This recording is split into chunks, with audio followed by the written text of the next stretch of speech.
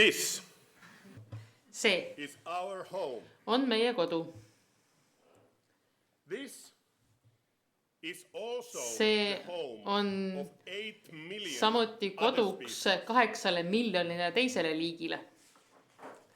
This is the only place See in on the universe ainuke koht universumis, has life. mille puhul me teame, et seal on elu. Life on Earth Elu maa peal began only once, algas ainult about ühe korra, 4 billion years umbes 4 miljardit aastat tagasi. ago. Biodiversity Bioloogiline is life mitmekesisus in all on of its elu different forms. kõikides tema erinevates vormides.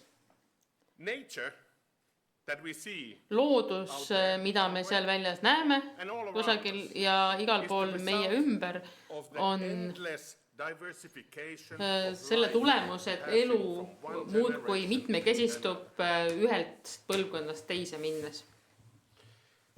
A very good metaphor that has Väga been hea used metafoor, 200 mida on years. kasutatud juba Initially 200 by Charles aastat. Darwin, the Esialgu father tegi of seda evolution. Charles Darwin, evolutsiooni isa, Is tree of life. on elupuu. Imagine in your mind Kujutage a ette tree glistering with morning dew. puud, mis särab hommikuse kastega suvisel päeval. Of every branch Iga shines a oksa droplet. tipus särab tilk. Each droplet is one species, Iga tilk on and üks liik humanity hangs. ja inimkond ka ripub seal ühe tilgana miljonite seas.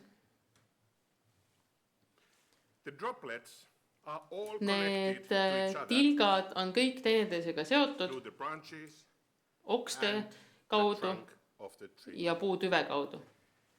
Just as all species Nii are nagu connected kõik to one liigid another on üksteisega through seotud their shared evolutionary oma jagatud evolutsioonilise ajaloo kaudu.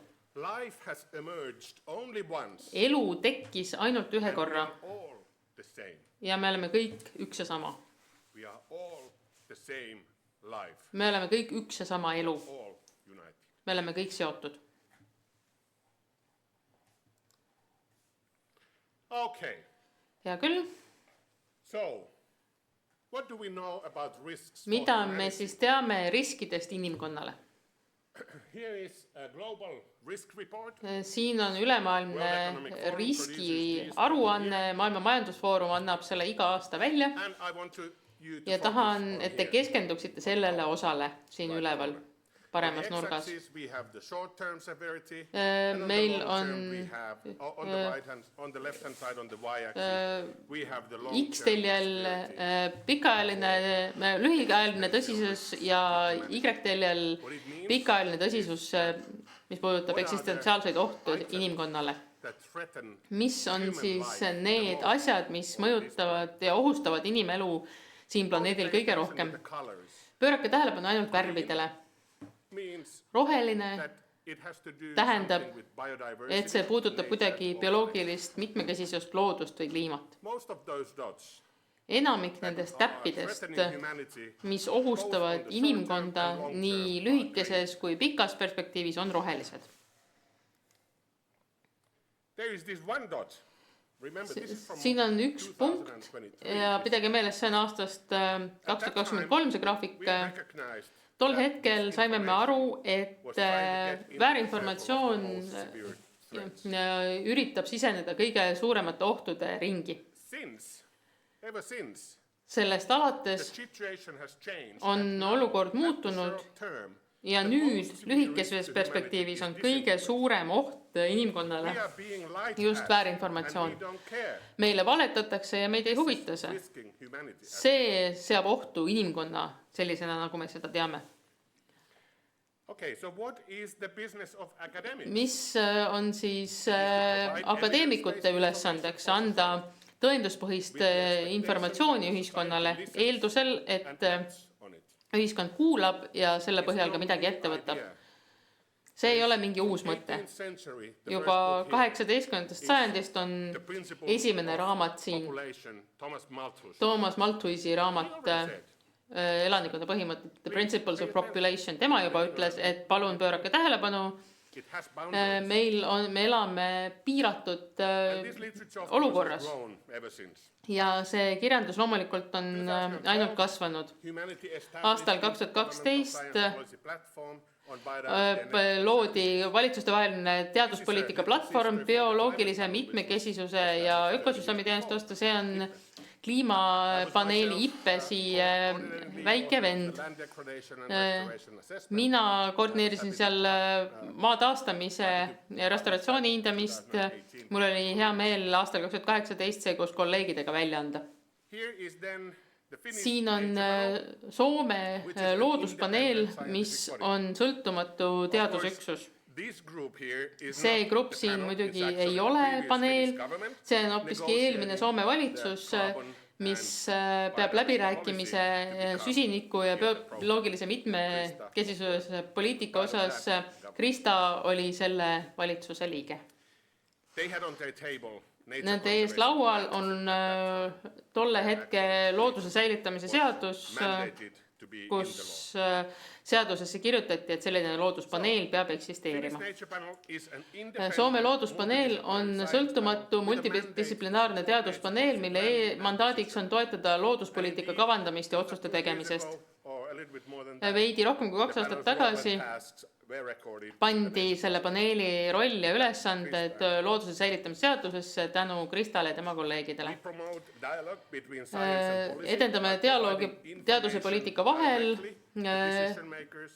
andes infot otse otsuste tegijatele ja osaledes avalikus debatis, eriti kui meil ei õnnestu neid otseseid diskussioone pidada, siis me teeme neid avalikkuse ees.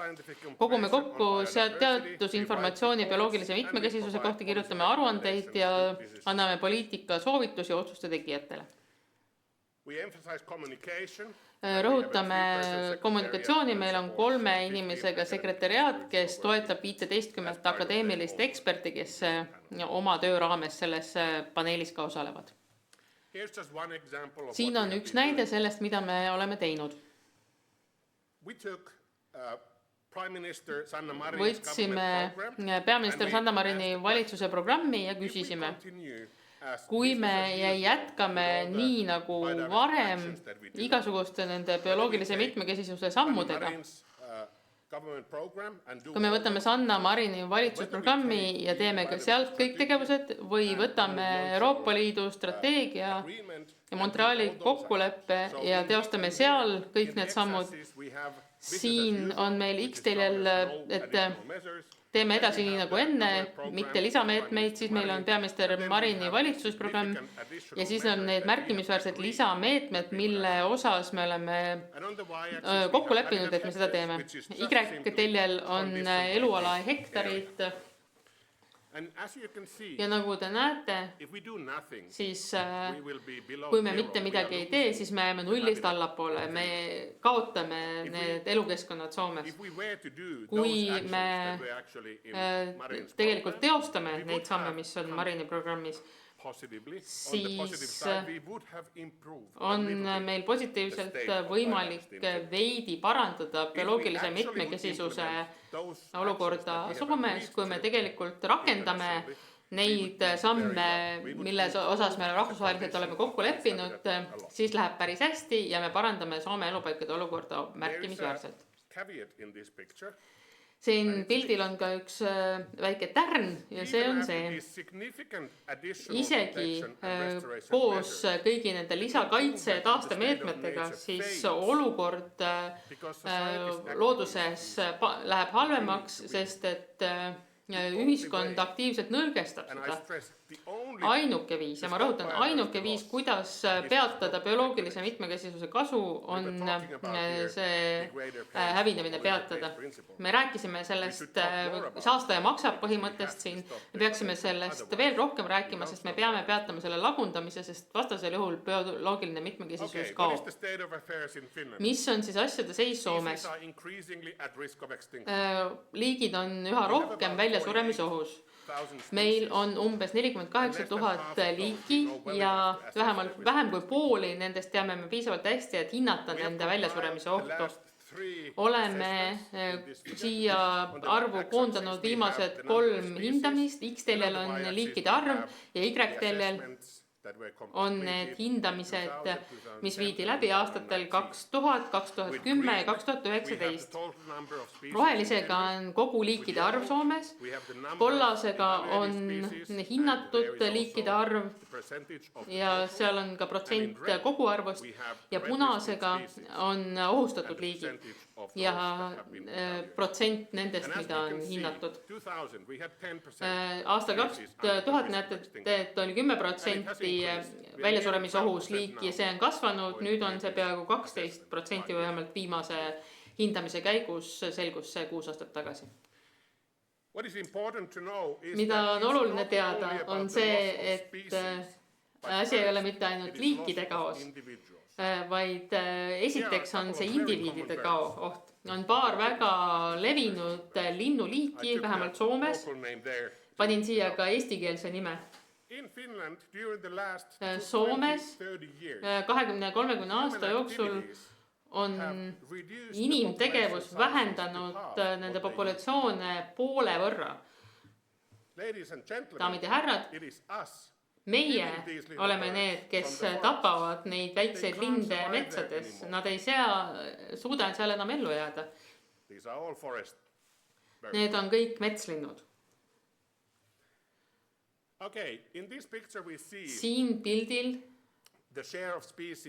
me näeme seda liikide osakaalu, kes on ohus kõikides Soome elupaikades. Näeme, et 31% kõikidest ohustatud liikidest Soomes elavad metsades. 24%, mis võib-olla siin Eesti kontekstis on huvitav, on traditsioonilised maa biotoobi liigid.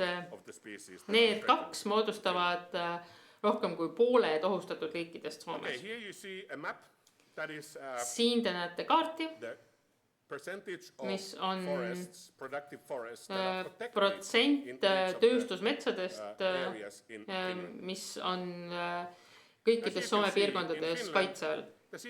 Nagu te näete, siis olukord lõunaosas on tõesti halb.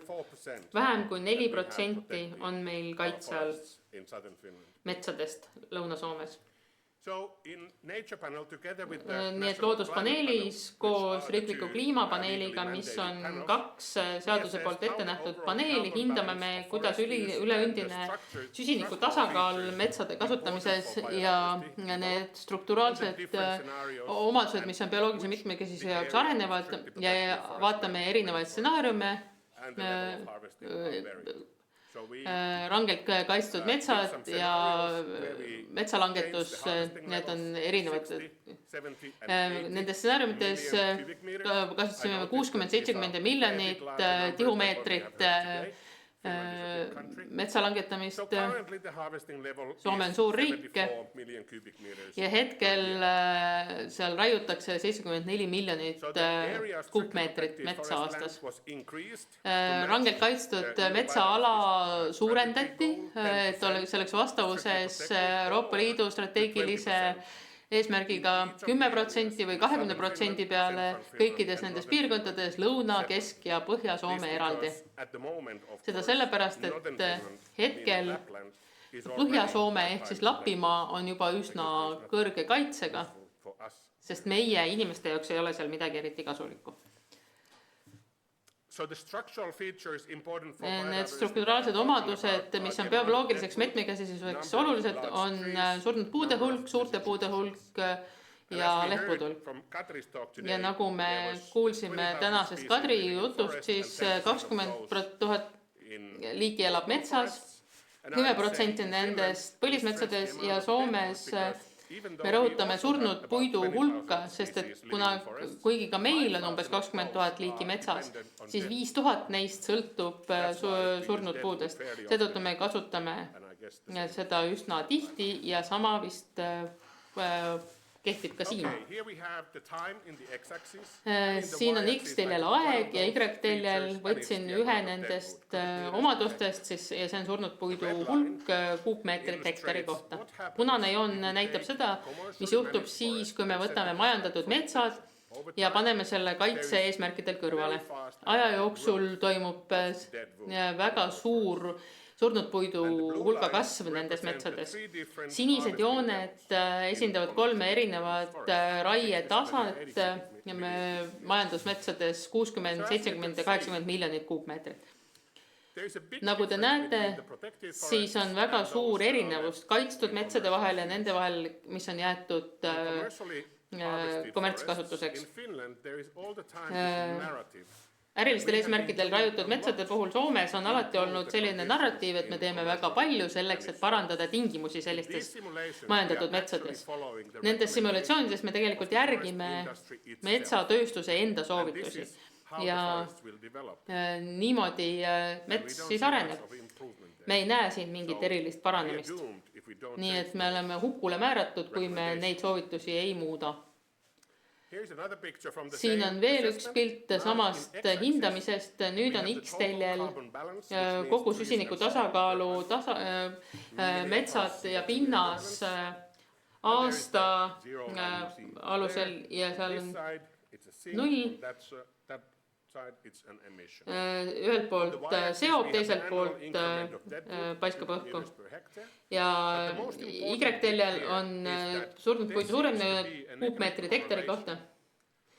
Ja huvitav on siit see, et see korrelatsioon tundub olevat negatiivne, et kui me liigume paremalt poolt, kus on 80 miljonit kuupmeetrit raiemahtu, vasakul pool 60 miljonit kuupmeetrit raiemahtu, siis on selge, et me suudame täita kõik Soome kliimaeesmärgid, isegi oma rangemad eesmärgid, mis on rangemad kui Euroopa Liidus, siis kui me raiume 60 miljonit kuupmeetrit ja samal ajal võimaldame ka surnud puidul selle hulgal kasvada metsas. Nii et raiumise vähendamine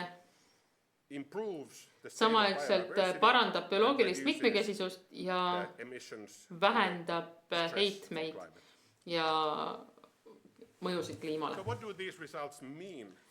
Mida siis need tulemused tähendavad bioloogilise mitmekesisuse jaoks? Hetke Soome metsamajandussoovituste järgi on nende strukturaalsete omaduste arendamine, mis on bioloogilise mitmekesisuse jaoks olulised majandusmetsades, tagasihoidlikud läbi terve 50-aastase hindamisperioodi kõikide raiemahtude puhul. Ja samal ajal need struktuursed omadused arenevad märkimisväärselt positiivses suunas kaitse alla pandud piirkondades. Nii et sõnum on siis hoopiski see, et hetke metsamajandusoovitused, mida metsandussektor Soomes kasutab, ei ole piisavad selleks, et tagada need strukturaalsed omadused, mis on vajalikud, et me majandusmetsades suureneks bioloogiline mitmekesisus. Ja see on niimoodi isegi siis, kui me nendes simulatsioonides eeldame, et neid soovitusi järgitakse täpselt. On fakt, mida meie teame ja metsandussektor ka ise ütleb, et meil on õigus, et neid soovitusi tegelikult Soomes isegi ei järgita. Me teeme vähem, kui soovitused ütlevad. Niisiis, kui Soome tahab tagada metsa bioloogilise mitmekesisuse, siis peab laiendama kaitstud alasid. Samal ajal need strukturaalsed omadused, mis on bioloogilise mitmekesisuse jaoks olulised, neid peab suurendama kõikides majandusmetsades oluliselt rohkem kui hetke metsamajandusoovitused ette näevad. On väga huvitav küsimus, millele vastata on keeruline, mis on kestlik raiemaht. Ja kui ma ütlen kestlik, siis ma ei pea mitte silmas puitu, vaid seda, mis oleks ökoloogiliselt kestlik. Soomes rohkem 75% metsastatud elupaikadest on ohus ja kõige suurem põhjus selleks ohuks on see, et on vähenenud surnud puit, põlismetsad ja üksikud vanad puud. Nii et küsimus on siis, et kui palju me võime raiuda suhtes maksimaalsele puidu mõttes kestlikule raiumisele, et tagada, et mitte ükski metsa eluala tüüp, elupaiga tüüp või oht ei saaks ohtu. Minu kolleeg professor Mikko Mönkönen on oma kolleegidega seda arutanud.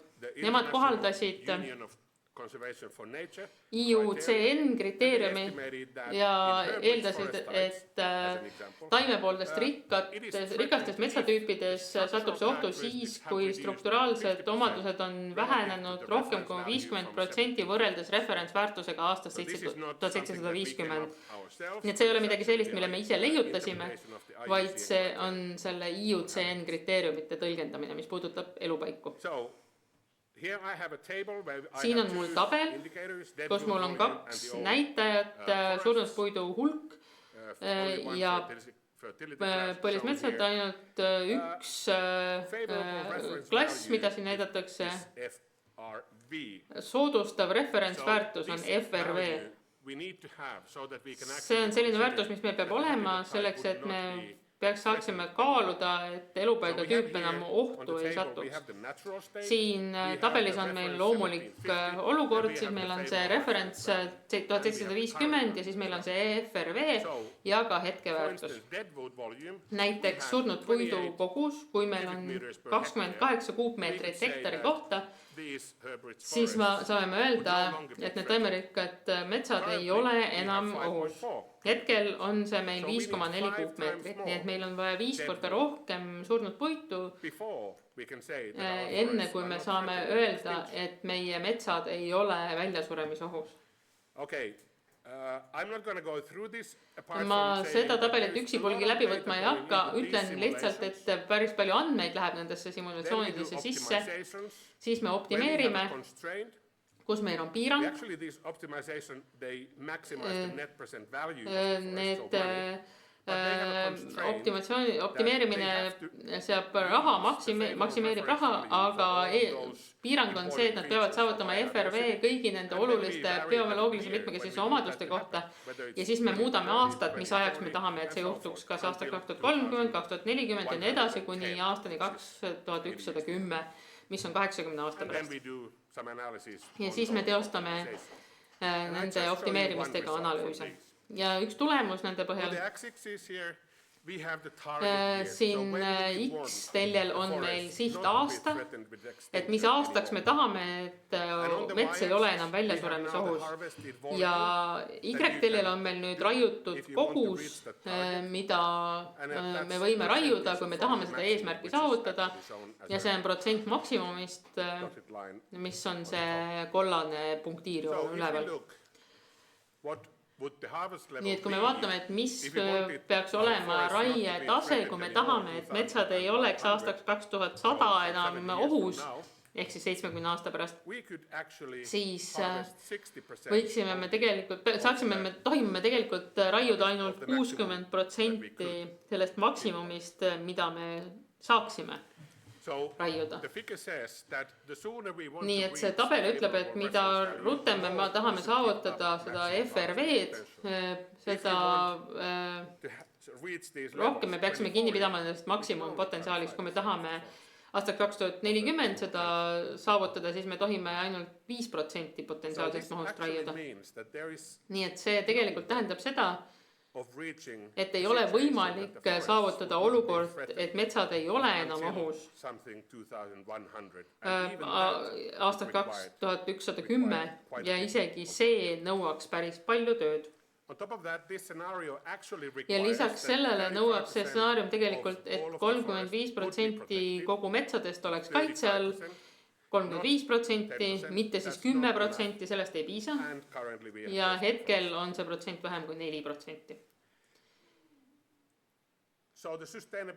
Ehk siis kestlik raie on 60% maksimumist, kui me tahame saavutada need eesmärgid aastaks 2100 ja põhjus, miks Lõuna-Soome ja Loome-Soome raiemaht peab olema 60% maksimumist. Ehk siis me peame ikkagi väga palju raiet vähendama, kui me tahame säilitada bioloogilist mitmekesisust, nii nagu me riigina oleme kokku leppinud. Need tilgad langevad, kui me raputame elupuud liiga tugevasti. Kui me tahame peatada bioloogilise mitmekesisuse kadu metsades, nii nagu me seda ju tahame, siis on meil vaja kohe tegutsema hakata, et saavutada edu aastaks 2100. Me peame keskenduma hetke vanade metsade kaitsele. Me peame kõrvale panema miinimum 35% metsadest. Me peame seadma raie lae 60% peale maksimum raie potentsiaalist majandatud metsades. Me peame jätma vanad suured puud raiumata ja peame suurendama surnud puitu ja teisi strukturaalseid omaduse, mis on bioloogilise mitmekesisuseks vajalikud majandusmetsades. Mõned poliitikasoovitused. Kohe peab asuma tegutsema. Tuleb tõsiselt võtta oma rahvusvahelisi Euroopa Liidu kokkuleppeid ja poliitikaid. Tuleb lõpetada lagundamine. Kui me rakendame lõhku ja maksab või kohustuslikke bioloogilise mitmekesisuse määrusi riigis, kaitseme seda, mis on endiselt alles, taastame selle, mis on hävitatud, ja tuleb toetada süsteemset üleminekut. Taastavad ärimudelid, mis toetavad loodust, kõrgema väärtusega puidutooted, seda me juba kuulsime täna. Tuleb lõpetada väärinformatsiooni, paljastada see kompromissitult igal pool, kus seda on tuvastatud. Suur aitäh!